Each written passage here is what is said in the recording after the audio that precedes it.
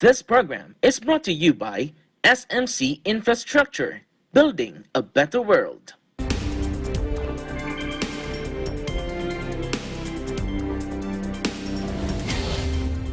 Hello, I'm Alma Angeles. We're moving to the next stage of the pandemic, and as the world resets to the new normal, we find ourselves seeking the right balance between health and livelihood, constantly adjusting the boundaries between liberty and responsibility. On tonight's headlines.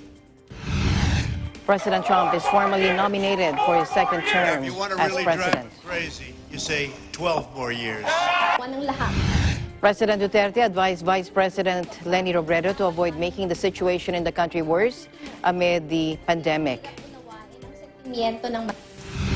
Thousands of firefighters made small progress on Monday as they battled to contain historic wildfires in California with potentially dangerous lightning storms proving milder than expected and temperatures easing.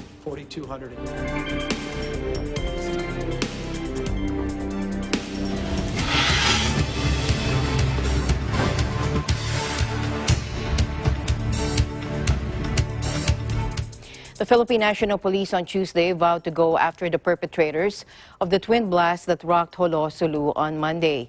PNP Chief General Archie Gamboa said in a press statement, and I quote, "We join the entire Filipino nation in strong condemnation of this senseless act of terror for whatever motive its perpetrators may have even during this time of the pandemic.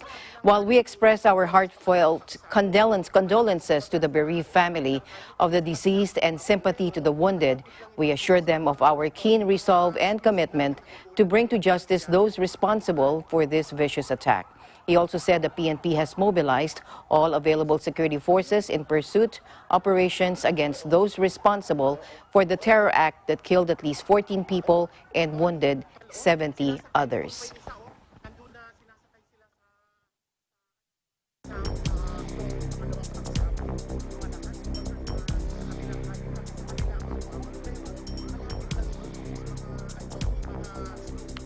Two suicide attackers carried out the double bombing in the southern Philippines that killed 14 people and wounded scores, according to the Army chief on Tuesday, as he called for martial law to be imposed. Monday's attacks, the country's deadliest this year, happened on Jolo Island in Muslim-majority Sulu province, where government-backed security forces have long been fighting the Islamic State-linked Abu Sayyaf militant group. The first blast, initially thought to have been an improvised explosive device attached to a motorbike, was followed an hour later by a suicide bomber detonating her explosives. 8 members of the security forces and 6 civilians were killed in the apparently coordinated blasts. Among the 75 wounded were 48 civilians, 21 soldiers, and 6 police. Lieutenant General Kirilito Sobihana said witness testimony and CCTV footage showed the first bomb had been detonated by a suicide attacker. No one has claimed responsibility for the attacks, but Lieutenant Colonel Ronaldo Mateo said Monday that Abu Sayyaf was most probably behind the bombings. Sobihana said martial law should be imposed to bring back normality and for us, he said, to really control the movement of people. And now it's the Republicans' turn. The GOP gave their version of a national convention Monday with a full-throated endorsement of President Trump's record and laid out a bleak vision of how American life would change for the worse under a Joe Biden administration. They've officially renominated President Trump and Vice President Mike Pence to serve 4 more years in the White House. Take a look. 4 more years! 4 more years! Now, if you want to really drive him crazy, you say 12 more years. And Joe Biden was going to have their convention in Milwaukee, and they didn't go there at all. They didn't do this. We did this out of respect for your state. We didn't do this for any other reason other than respect for the state of North Carolina, because we said we wanted to hold our convention in North Carolina, and I think you're going to remember that, frankly, on November 3rd. We wanted to hold a credible base. Everybody here is going to vote. Everybody in our base. I mean, we have a tremendous base. They don't. They have no enthusiasm for their candidate. The convention features 336 delegates in Charlotte, socially distanced from each other. Take a look. And yet the Democrats still assume that black people will vote for them, no matter how much they let us down and take us for granted. We're sick of it. We're not going to take it anymore. The days of blindly supporting the Democrats are coming to an end. Democrats started their convention last week with Eva Longoria, a famous Hollywood actress who played a housewife on TV. Well, I'm actually a real housewife and a mom from Michigan with 2 wonderful kids in public school who happens to be the only the second woman in 164 years to run the Republican Party. And unlike Joe Biden, President Trump didn't choose me because I'm a woman. He chose me because I was the best person for the job. This election is about who can preserve the values, principles, and institutions that make America great. Don't believe me? Look at what's happening in American cities. Cities all run by Democrats. Crime, violence, and mob rule. Democrats refuse to denounce the mob, and their response to the chaos: defund the police, defund Border Patrol, and defund our military. And while they're doing all this, they're also trying to take away your guns. Mr. Biden may not know when my daughter was murdered, but I do. February 14, 2018. Mr. Biden may not know that these policies make shootings more likely, but I do. Mr. Biden may not know who was vice president that day, but I do. It wasn't Joe Biden, it was Mike Pence. And I know who the president was, too. It wasn't Barack Obama, it was President Donald J. Trump, and he took action. This election is a battle for the soul of America. Your choice is clear. Do you support the cancel culture, the cosmopolitan elites of Nancy Pelosi, Chuck Schumer, and Joe Biden, who blame America first? Do you think America is to blame? Or do you believe in American greatness? Believe in yourself, in President Trump, in individual and personal responsibility. They want to destroy this country and everything that we have fought for and hold dear. They want to steal your liberty, your freedom. They want to control what you see and think and believe so that they can control how you live. Ladies and gentlemen, leaders and fighters for freedom and liberty and the American dream, the best is yet to come. We were seeing the American dream become a reality for more of our citizens than ever before. The greatest prolonged economic expansion in American history, the lowest unemployment rate in nearly 50 years, the lowest unemployment rates ever for Black Americans, Hispanic Americans, women, and pretty much every other demographic group. And then, courtesy of the Chinese Communist Party, the virus struck. Joe Biden's entire economic platform seems designed to crush the working man and woman. He supported the worst trade deals in the history of the planet. He voted for the NAFTA nightmare. Down the tubes went our auto industry. He pushed for TPP. Goodbye, manufacturing jobs. Beijing Biden is so weak on China that the intelligence community recently assessed that the Chinese Communist Party favors Biden. Now, polls show President Trump trailing Democratic challenger Joe Biden, who had his convention last week, as Americans turn on the president's handling of the pandemic and subsequent economic chaos. President Trump is attempting to reclaim the high ground with an emphasis on restoring the economy and getting America back to work. Thank you. Because we caught them doing some really bad things in 2016. Let's see what happens. We caught them doing some really bad things. We have to be very careful because they're trying it again with this whole 80 million mail-in ballots that they're working on, sending them out to people that didn't ask for them. They didn't ask, they just get them. And it's not fair, and it's not right, and it's not going to be possible to tabulate, in my opinion. It's just my opinion. We have to be very, very careful. And you have to watch, every one of you have to watch. Because bad things happened last time with the spying on our campaign, and that goes to Biden, and that goes to Obama. And we have to be very, very careful. Have to be very, very careful. And this time they're trying to do it with the whole post office scam. They'll blame it on the post office. You could see them setting it up. Be very careful and watch it very carefully, because we have to win. This is the most important election in the history of our country.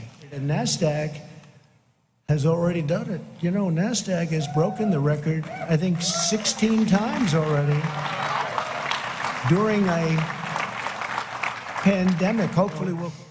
Biden the other day said, no, he'd shut it down. He'd listen to some guy say, and he'd shut it down.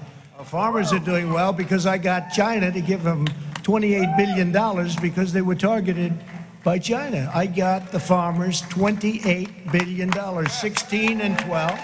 On November 4th, you know, these Democrat governors, they love shutdown until after the election's over because they want to make our numbers look as bad as possible for the economy. But our numbers are looking so good. And frankly, I used to say a V, and people would say, well, maybe not. I don't think so. Some would say, no way. We have a super V. You're right. President Trump hopes the convention, which concludes on Thursday with his formal acceptance of the nomination, will shift voters' attention from the coronavirus to what he says is the super V-shaped economic recovery. Democratic presidential candidate Joe Biden, meanwhile, is tapping into unhappiness with the president's handling of the pandemic, unrest over racial inequality, and fear of long-term economic damage from the coronavirus shutdown. In other news, police faced off with hundreds of peaceful protesters ahead of a curfew in the city in Wisconsin as rage grew once more in the U.S. at the shooting of a black man by a white officer. Some 24 Kenosha County Sheriff officers stood in front of a courthouse as the protesters across the street called for racial justice. Wisconsin Governor Tony Evers said he was sending 125 members of the National Guard to the city to maintain order Monday night. Take a look.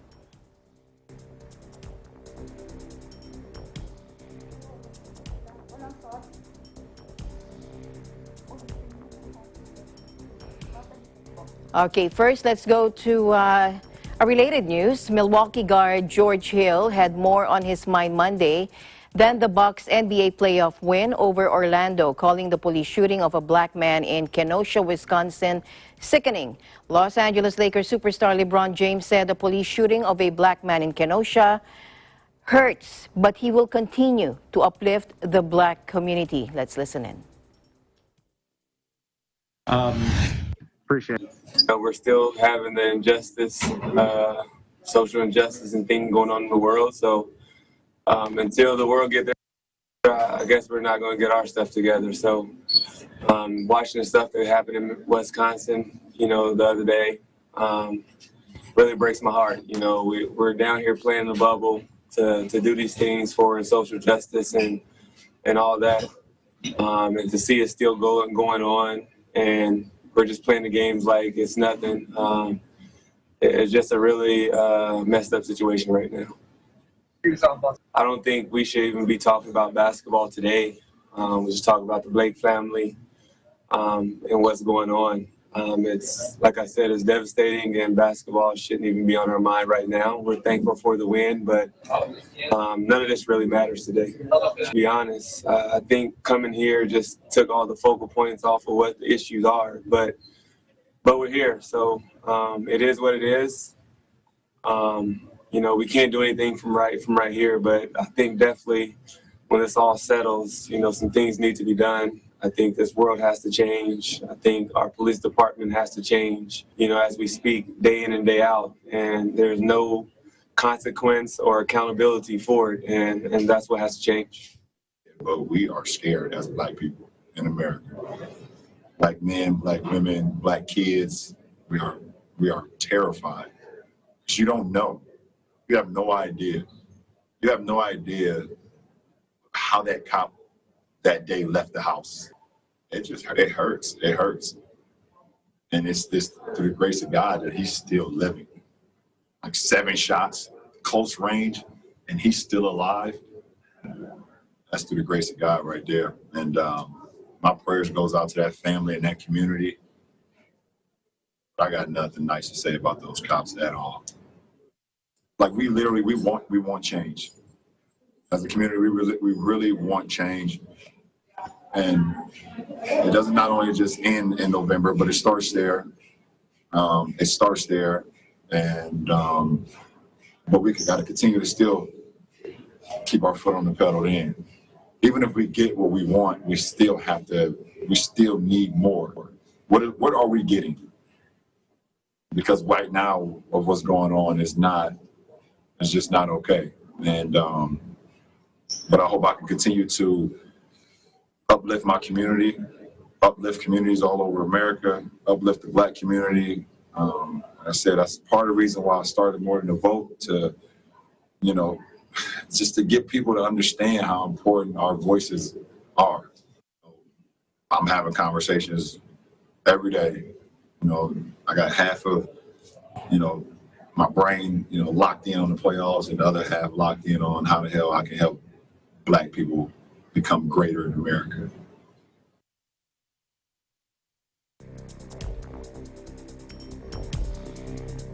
Okay, first let's go to our ASEAN Bureau, where the Royal Brunei Navy is a small but relatively well-equipped force whose main responsibility is to conduct search and rescue missions, as well as to deter and defend the Brunei waters against an attack. And during RIMPAC 2020 multinational maritime exercise, a small crew from one of its vessels will have that opportunity to hone their skills. Our ASEAN Bureau correspondent Ralph Wandolph Empire has this report. Ralph.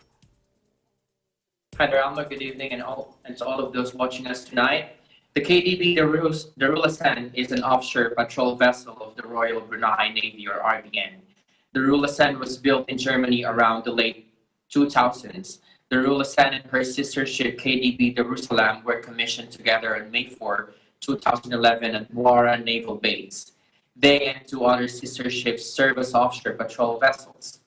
The KDB Darulasan is just one of 22 ships and one submarine, along with multiple aircraft and more than 5,300 personnel currently participating in exercise Rim of the Pacific, or RIMPAC 2020, which began on August 17 and will end on August 31 at sea around the Hawaiian Islands. During the first week of what is considered as the world's largest maritime exercise, the KDB Darulasan participated in maneuvers during division tactics, or deep tacks, sailing alongside warships from Singapore, New Zealand, and the United States. The said countries are among 10 nations taking part this year, which is significantly smaller due to the ongoing COVID-19 pandemic.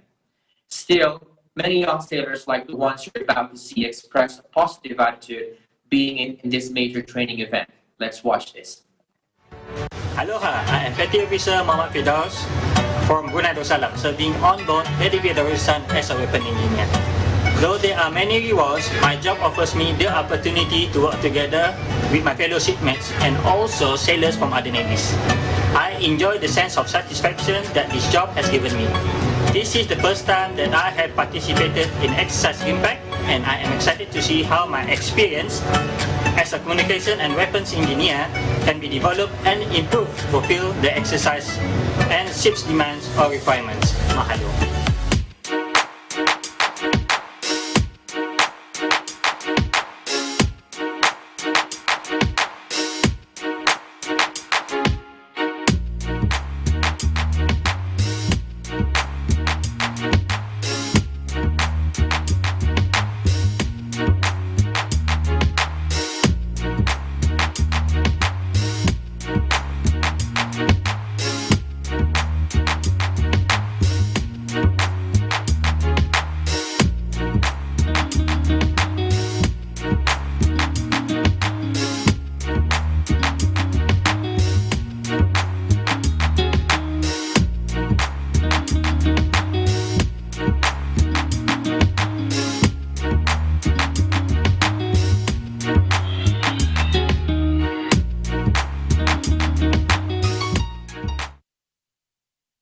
RIMPAC is an exercise held every 2 years designed to foster and sustain cooperative relationships, critical to ensuring the safety of sea lanes and security in a free and open Indo-Pacific region.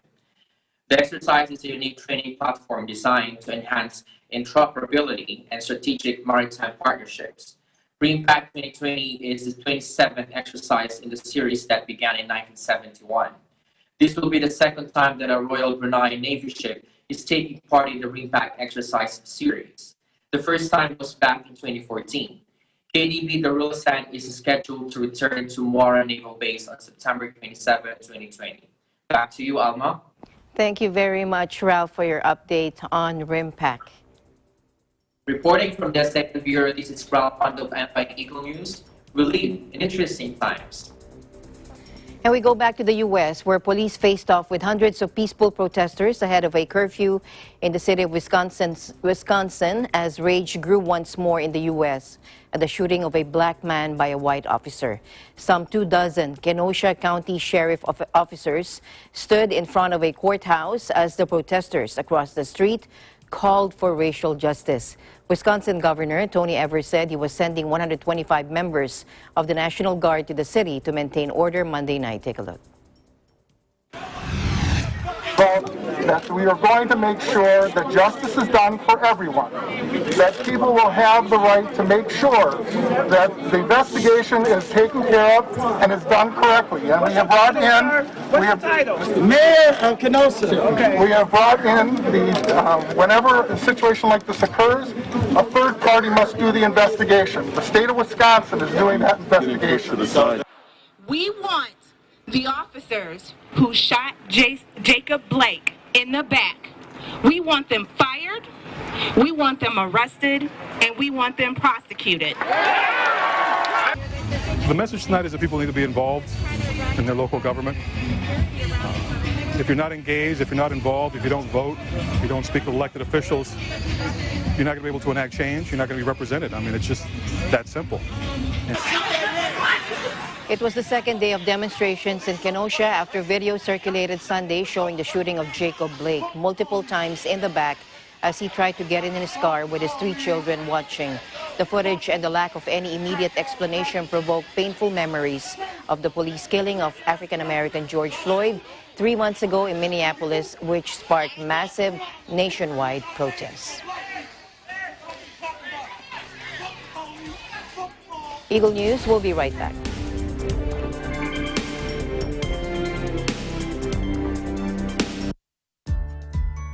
The Metro Rail Transit 7, or MRT-7, is a planned rail and road project from North Avenue, Quezon City to San Jose del Monte, Bulacan, with 14 stations, which can service 650,000 passengers daily. And very soon, the construction of the New Manila International Airport in Bulacan, Bulacan is expected to accommodate 100 million passengers annually and promises to be another significant contribution to progress in the Philippines. Mula noon hanggang ngayon, gabay natin ang MTRCB ratings sa matalino at responsableng panonood.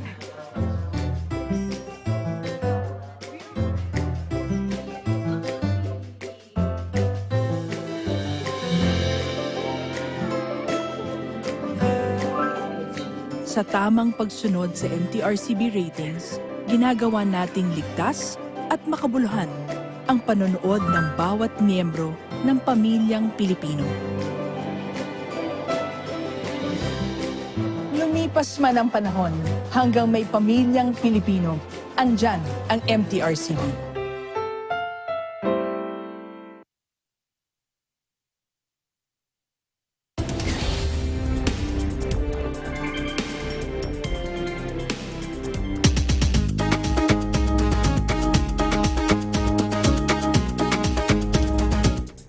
President Duterte advised Vice President Leni Robredo to avoid making the situation in the country worse amid the coronavirus pandemic. President Duterte gave the advice as he reacted to Robredo's claim that the Philippines seems to have no leader as it continues to grapple with the impacts of the health crisis. The Vice President, in a video posted on her official Facebook page, said that it appears that no one is at the helm, no direction, no clear horizon as to when and how this pandemic will be addressed. Take a look. And to explain ng lahat. Ang kulang na lang, yung magtututok sa atin sa dapat nating kapuntahan. Yung magtitimon. Hindi mahirap unawain ang sentimiento ng marami. Na para bang walang timon, walang direksyon, walang malinaw na horizon kung kailan at paano masusolusyonan ang pandemya. Na para bang aabutan lang tayo ng kaunting ayuda, tapos bahala ka na. Magkulong ka na lang sa bahay at mabuhay ng nangangamba. Nasa atin pa ang sisi pag may nahawa o namatay. Tayo pa ang pasaway. Na parang wala na tayong maaasahan sa mga pinuno. O para ba mismong wala nang namumuno? Na para bang iniwan na lang tayo para intindihin ang isa't isa.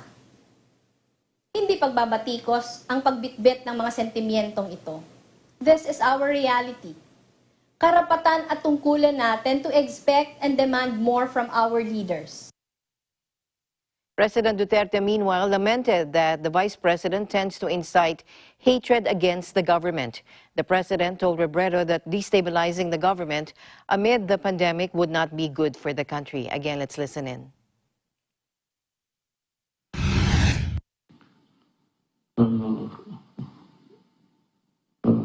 Revolutionary government, tapos ako ang sinasabi na wala akong pakialam niyan, wala akong kilala ng mga tao na yan at hindi ko yan trabaho.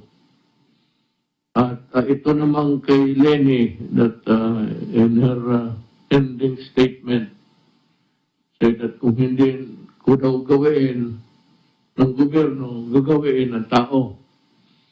Well, sa panahon itong pandemic, medyo desperado ang mga tao. Tapos nagdaganin nyo ng mga ganon, na wala namang kayong base, sana may ipakita kayo. Please do not add fuel to the fire.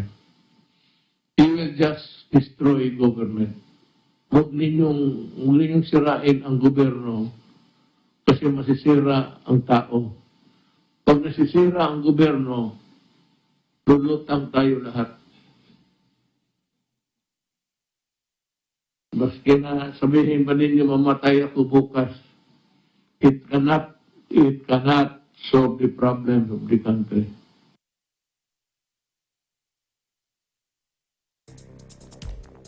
All right, let's get the latest coronavirus situation in the United Kingdom Bureau. Here's Erica Celestino. Erica?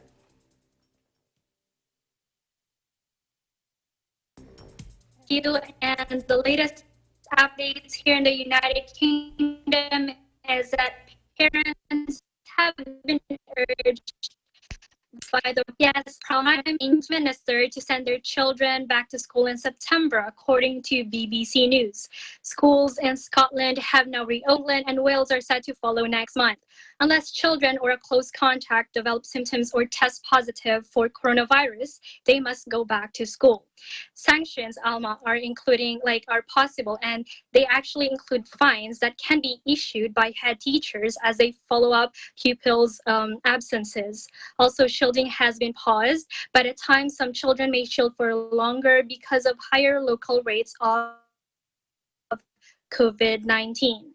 Separate guidance has been published for England, Scotland, Wales, and Northern Ireland.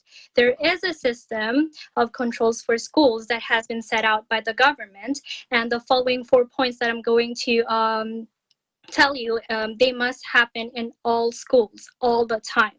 So the schools have to keep pupils with COVID-19 symptoms or with family members with symptoms away from school, introduce more frequent hand washing, promote good hygiene around the use of tissues for sneezes or coughs, and have enhanced cleaning procedures. Of course, Alma, minimal contact and social distancing is in order. Schools are expected to teach a broad and balanced curriculum when they return, but of course, the school day may look different to previous years. Schools are also being asked to stagger start and finish times without shortening the number of teaching hours for each pupil that they will receive, minimize the number of contacts each pupil has during the day by putting classes or whole year groups into protective bubbles. Avoid assemblies with more than one group. Also, dedicated school transport services will be asked to move children into the so-called bubbles, provide hand sanitizer, and apply social distancing where possible. Also, they will be asking children over 11 years old to wear face coverings. Schools will also need a process for staff and pupils to remove face coverings safely on arrival. The students should wear their uniform as normal, bring only essentials, so that includes lunch boxes, books, stationery, and mobile phones, and take books and other shared resources home, but avoid unnecessary sharing. And that also applies to teachers. Ofsted inspections will remain suspended for the autumn term, but schools may be visited to assess how the new arrangements are working. That's all from the United Kingdom. Back to you, Alma. All right, Erica, what happens if there is an outbreak in school? Well, Alma, a school is considered to have an outbreak if there are 2 or more confirmed cases within 14 days. Or let's say there is an increase of number of students, children that are suspected to have COVID-19. So if this happens, Alma, they must work with local health protection teams. And these teams may recommend that a larger number of students need to self-isolate at home as a precaution. For instance, if someone in one group year has, COVID-19, then the whole group year must self-isolate. Also, a mobile testing unit may be dispatched in a school where an outbreak is confirmed. Testing will first focus on the infected person's class, then followed by the year group, and if necessary, the whole school. However, the government advice says that whole school closure based on cases within the school will not generally be necessary and should not be considered except on the advice of health protection teams. So if students can come in, schools are expected to have a home working plan ready to go. Okay, Back to you, Alma. Thank you very much, Erica, for your updates there in the United Kingdom. Thank you, Alma. Reporting live from London, United Kingdom, I am Erica Celestino. We'll live in interesting times. Usain Bolt was in quarantine on Monday as Jamaican media reported the sprint legend had tested positive for the coronavirus, just days after he celebrated his 34th birthday with a lavish party. The retired 100-meter and 200-meter world record holder didn't confirm his test result, but he urged anyone who had been in contact with him to go into quarantine. According to the Jamaican Observer, Health and Wellness Minister Christopher Tufton confirmed late on Monday that the 8-time Olympic champion had tested positive. Jamaica's Prime Minister Andrew Holness also said police are investigating the circumstances surrounding Bolt's birthday party. Millions of South Korean students were ordered back to online classes, and Mexico launched a nationwide televised schooling program highlighting the deepening crisis for children as the coronavirus pandemic drags into a 9th month. The school closures were part of new measures in many parts of the world to halt the disease that has killed more than 813,000 people and infected over 23 million, according to an AFP tally. In the education sector, the UN estimates at least 60% of the global student population has been impacted by the school closures across more than 140 countries. All schools and kindergartens in the Greater Seoul region were told on Tuesday to return to online learning as authorities battled multiple coronavirus clusters. Another 280 infections were reported on Tuesday, taking South Korea's total to almost 18,000.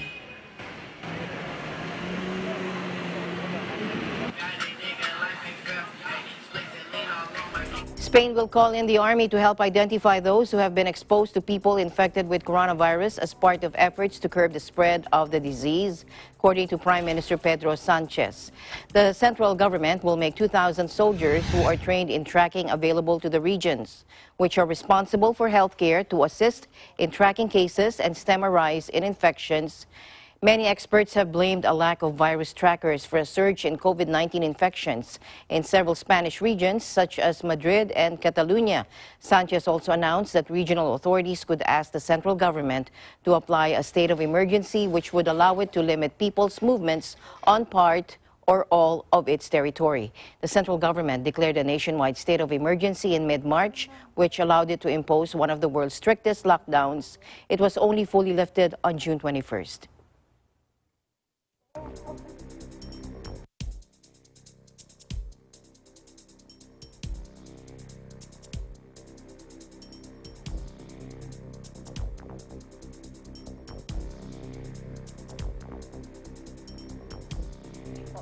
Lawyers for Bosnian Serb military chief Ratko Mladić told a UN court he is at risk of a miscarriage of justice because he's not mentally fit to take part in an appeal hearing against his genocide conviction.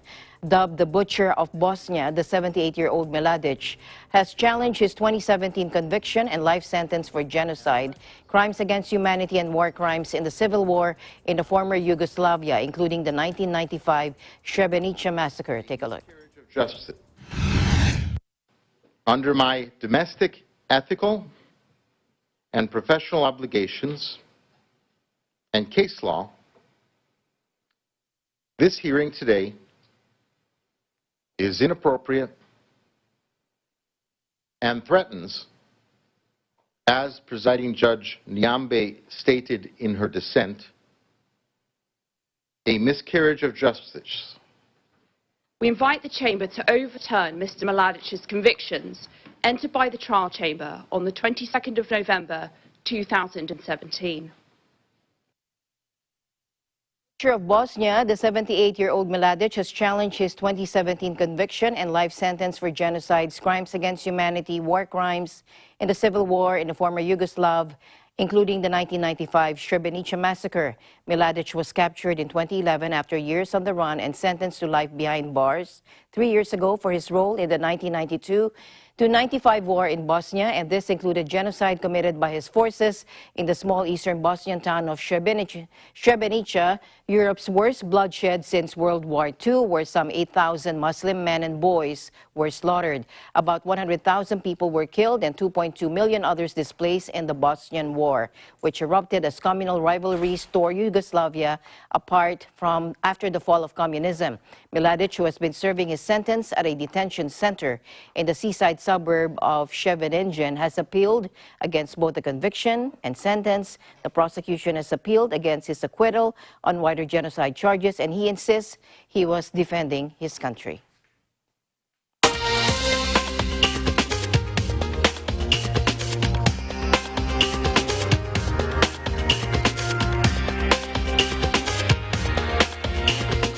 Thousands of firefighters made small progress as they battled to contain the historic wildfires in California, with potentially dangerous lightning storms proving milder than expected and temperatures easing. Governor Gavin Newsom said some 625 fires were burning throughout the state and had scorched more than 1.2 million acres, nearly the size of the Grand Canyon. Take a look. Just consider last year at this stage, this date. Last year in 2019, we had 4,292 wildfires in the state of California, burned about 56,000 acres. 4,292 wildfires this time last year. Today, over 7,000 wildfires, 7,002, burning now north of 1.4 million acres. 56,000 acres to date last year, over 1.4 million acres this year. We're currently battling some 625 fires across the state. Sadly, we've lost 7 lives so far to these latest fires, and over 1,200 reported structures. And I want to close to 300 lightning strikes we experienced in the last 24 hours. As I noted, 10 new fires in the last 24 hours. The LNU lightning complex, which erupted north of San Francisco on August 8, was 22% contained by Monday afternoon. The SCU lightning complex, which also erupted August 8 and is burning southeast of San Francisco, was 10% contained early in the day. Another major fire, the CZU lightning complex, has burned through areas closer to the coast. The fires have, for the most part, been sparked by the so-called dry lightning strikes in the central and northern part of the state. The staggering scale of the fires coming this early during fire season, which normally runs from August to November, is unprecedented. Still, there was some relief for fire crews overnight as high temperatures and low humidity that have fanned the flames in the past week eased a bit. Lightning storms overnight also were not as widespread as initially feared, but authorities urge people not to let down their guard as more lightning strikes could hit the region. The fires have posed an added challenge to the state as it battles to contain the COVID-19 pandemic, which has left many parts of California still on lockdown. And that's all the time we have for you tonight. Before we close, we leave you with a word of hope. At the end of the day, there remains so much more to be grateful for. See you again tomorrow evening. Good night. I'm Alma Angeles. We live in interesting times.